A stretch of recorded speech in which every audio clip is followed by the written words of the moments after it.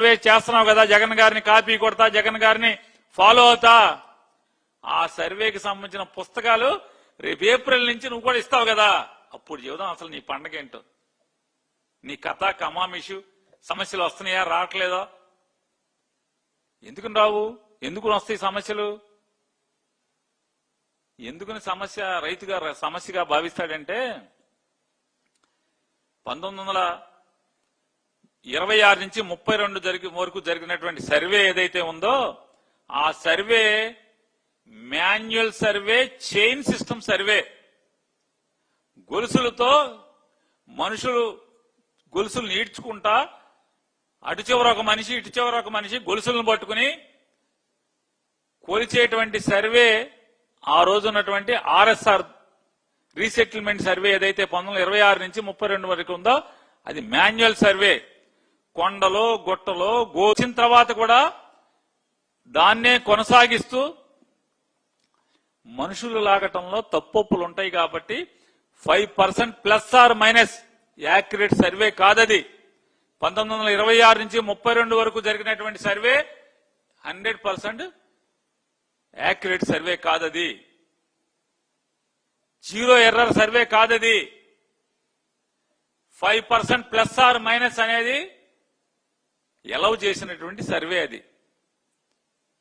5% plus or minus అంటే ఏం చేస్తారు?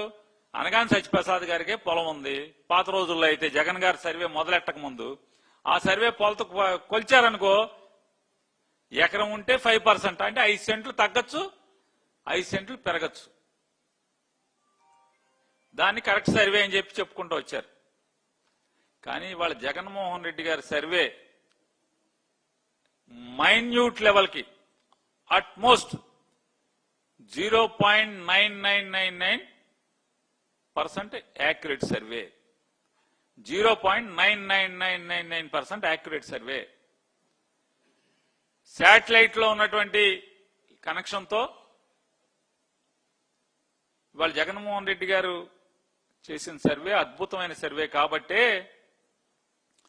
జగన్మోహన్ రెడ్డి గారు ఏర్పాటు చేసినటువంటి ఆంధ్రప్రదేశ్ రాష్ట్రం నలుమూలల ఏర్పాటు చేసినటువంటి 70 బేస్ స్టేషన్స్ ఏవైతే ఉన్నాయో ఈ కొత్త లేటెస్ట్ సర్వే ప్రకారం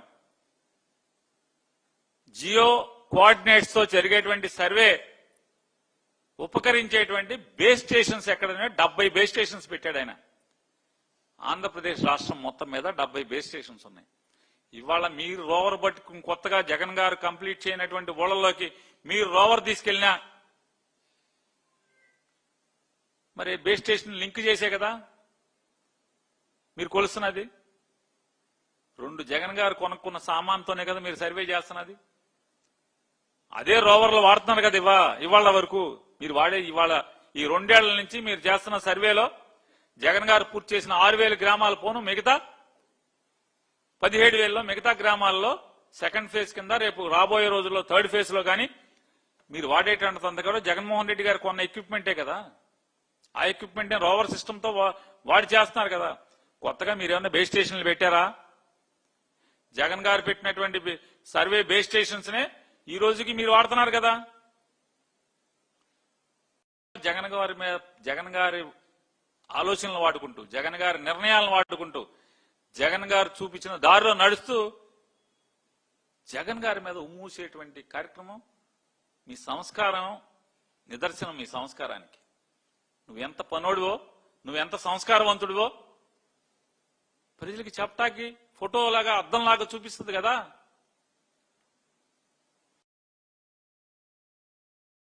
(1926, 32) తర్వాత మళ్ళీ ఎప్పుడు సర్వే జరిగింది?